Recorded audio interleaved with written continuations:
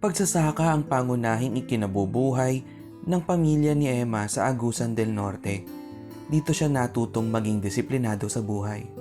Bago po kami pumasok sa school, kailangan po namin tumulong muna magtanggal ng mga damo doon sa mga tanim.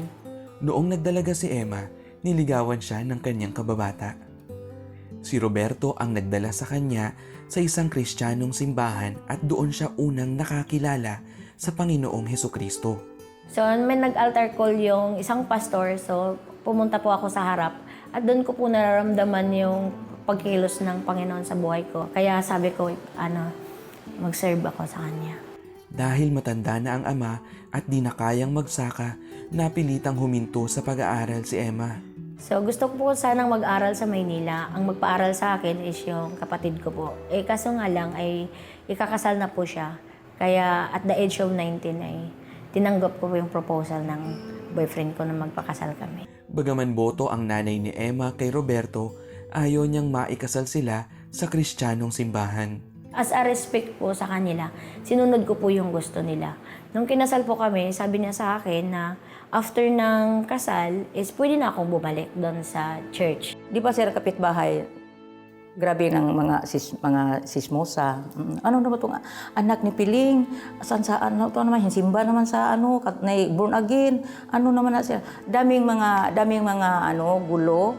Yung pinag-usapan namin ay nawala na po lahat yun. Hindi na po siya papayag na doon ako magsamba, doon ako mag-church. Hindi na po siya papayag na babalik kami doon. Pag magsaway po ako sa kanya, magsumuway po ako sa kanya, ay itatakwil na ako bilang anak niya. Para makaiwas sa gulo, sumunod si Emma sa kagustuhan ng ina. Ngunit natigil din silang mag-asawa sa kanilang paglilingkod sa Panginoon. Sa kanilang pagtalikod sa pananampalataya, nayanig din ang kanilang relasyon bilang mag-asawa. Palagi po kaming nag-aaway. Kunting bagay lang, hindi kami magkakaintindihan. Walang nagtuturo po sa amin ng mga counseling, mga ganyan. So lagi po kaming nag-aaway. Parang lumalaki na yung away namin. Talagang umabot na talaga sa punto na hinabol ko talaga siya ng itak. Niyaya sila ng kanilang pastor na dumalo sa isang retreat. Doon, nanumbalik ang kanilang pananampalataya.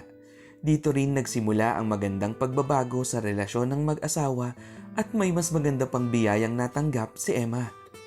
Humingi siya akin ng tawad yung nanay ko. Mabait naman yung nanay ko, kasi wala ko. Di ko alam kung kasama siya sa process namin. Yung mga anak nga hindi makasundo, siyempre apektado kang magulang. Moto mag-isa po sa amin, nga hindi kayo maganon kasi mga anak no dalawa. Mag-usap kayo ng maayos. Kawawa naman ang mga anak. Bumalik ako sa Panginoon. Talagang sinabi ko sa Kanya na hindi lang ako ang magsiserve, kundi kami pong lahat buo ng pamilya ko. Uunahin ka namin, Lord. At nga, nagpasalamat ako sa Panginoon dahil na pag makita ko yung mga anak ko na while na busy po kami sa pag-serve sa Panginoon. Hindi rin nakalimutan ng Diyos ang kanyang pangarap na makatapos ng kolehiyo. Nagbalik siya at kumuha ng kursong Bachelor in Theology at Masters in Christian Leadership. Pinarangalan bilang cum laude sa 2 kurso. Sa ikatlong pagkakataon ay kumuha siya ng kursong Master of Divinity. Ngayon nga ay nagsisilbi bilang pastor si Emma kasama ang kanyang asawang si Roberto at mga anak sa paglilingkod. Ngunit ang pinakamalaking himala ay nang maakay ni Emma ang kanyang ina sa pananampalataya sa Panginoong Hesukristo. Kaya thankful po ako sa Panginoon sa lahat ng mga pagsubok na naranasan namin.